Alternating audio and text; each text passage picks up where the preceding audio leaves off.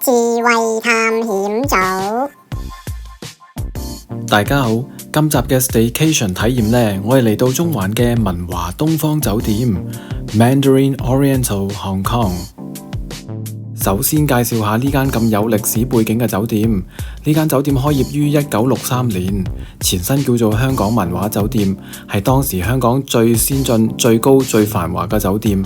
喺1985年，集團將酒店同埋曼谷嘅另外一間文華酒店一齊統稱佢叫做文華東方酒店。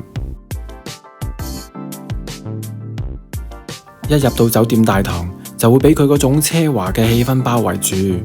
你會見到一系列帶中式古典嘅古董金漆雕琢壁畫，同埋一幅好大嘅神仙中國畫，靚到你會喺度停一停，欣賞一下。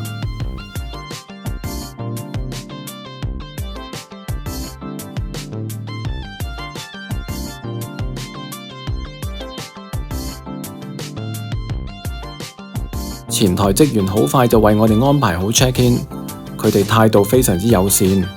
呢個係文華東方俾到我第一個好好嘅印象。我仲順便申請埋佢哋嘅 membership Fans of MO， 所以得到一份小小嘅禮物。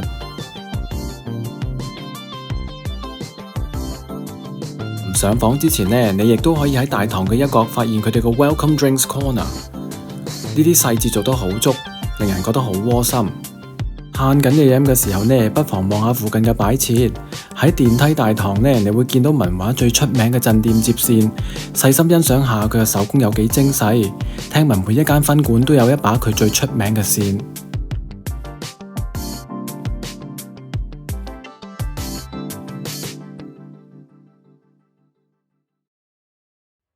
係時候上房睇下今次間酒店房係點先。今次我哋住嘅係喺8樓，擁有城市景觀嘅雙人雙床房。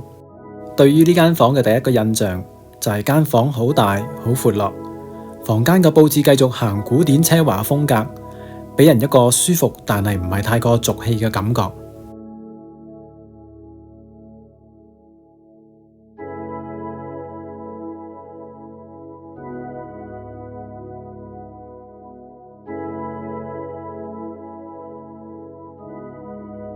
坐喺窗邊嘅真皮梳化，隔住玻璃悠閒咁樣睇雜誌，窗外邊就係繁忙嘅皇后像廣場同埋太子大廈一帶嘅商業區。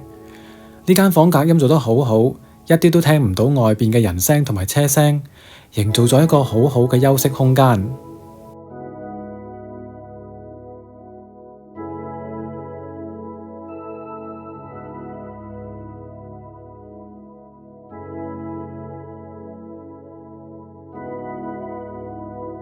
今次呢間房亦有附設咗 Bose 藍牙喇叭，連接自己嘅手機就可以聽自己心水嘅音樂啦。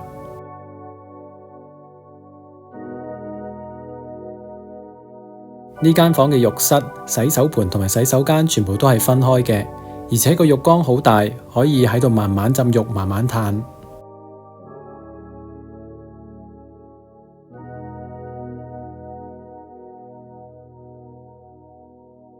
酒店提供俾客人嘅個人用品，全部都係用法國品牌 Diptyque 嘅 Philosophical 系列，而其他嘅備品種類都好齊備，令人好滿意。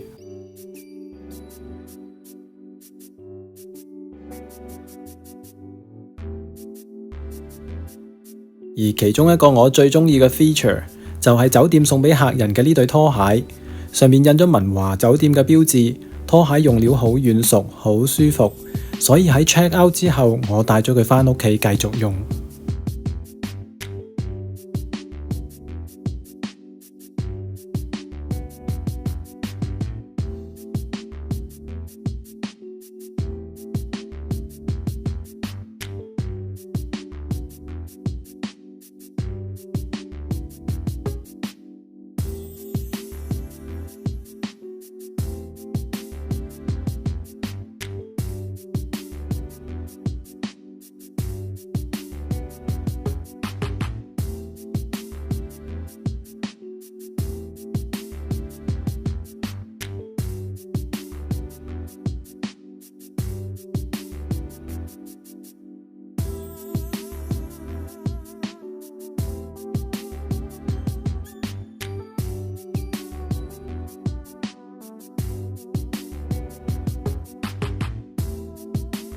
又嚟到例行嘅抹布測試。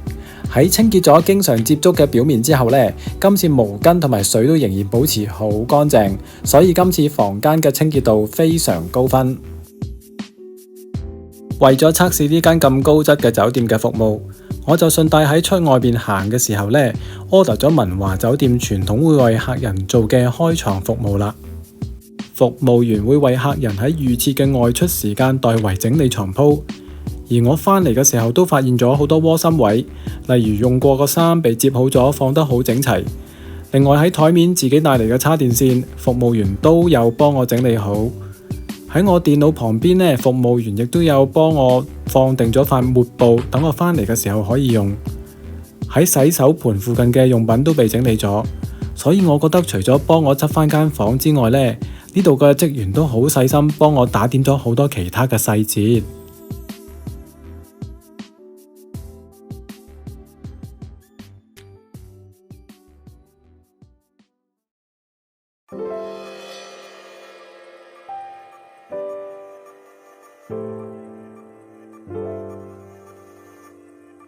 今次我哋選擇咗喺房入邊食晚餐，所以職員就喺預設嘅時間就將食物以餐車送嚟。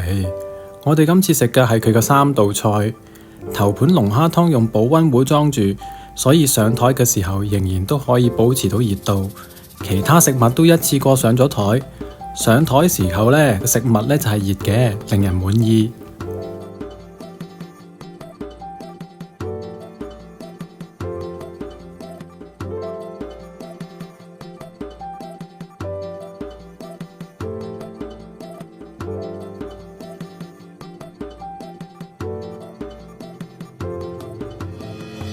總括而言呢，龍蝦湯嘅蝦味好濃郁，龍蝦肉亦都好彈口，好好味。烤比木魚生熟度剛剛好，啲汁好香，沙律亦都好爽脆。西冷牛扒肉質呢就好鮮嫩，略嫌唔係好夠香草牛油。薯條呢好熱好脆，水準值得一讚。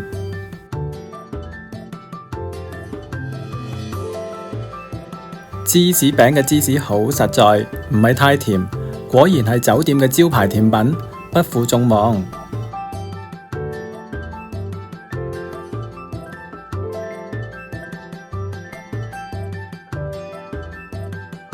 飯樓朋友為我準備多咗個驚喜，除咗 Staycation Package 附設嘅香檳同埋朱古力之外呢，原來仲有一個生日芝士蛋糕，所以先前嘅美味又可以再 encore 一次。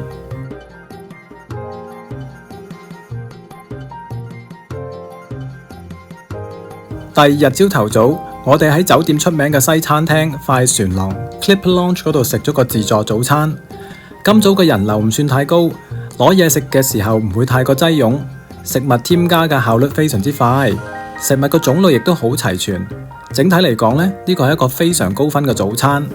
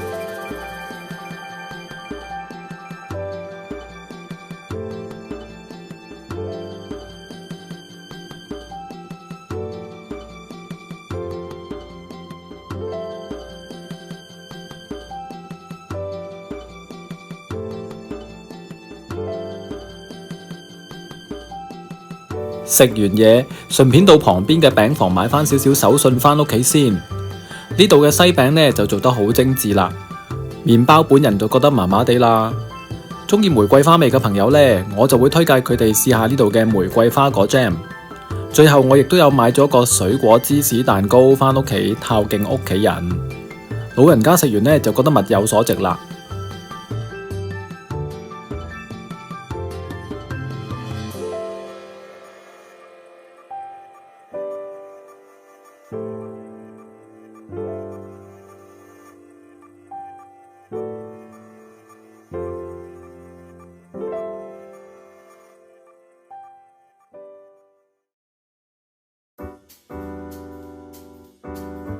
既然嚟到中環區，最後亦都順道試咗附近嘅良心小店三一餃子。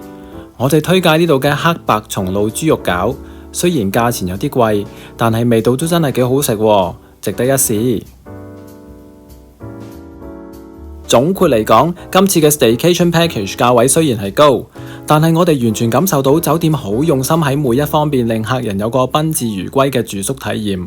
而今次住宿嘅價錢以文華嘅定位嚟講，可以係佢嘅超值大割價，所以今次我哋俾文華酒店滿分。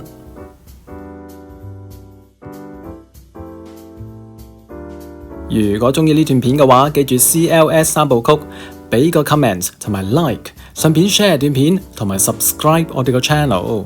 下一集見，拜拜。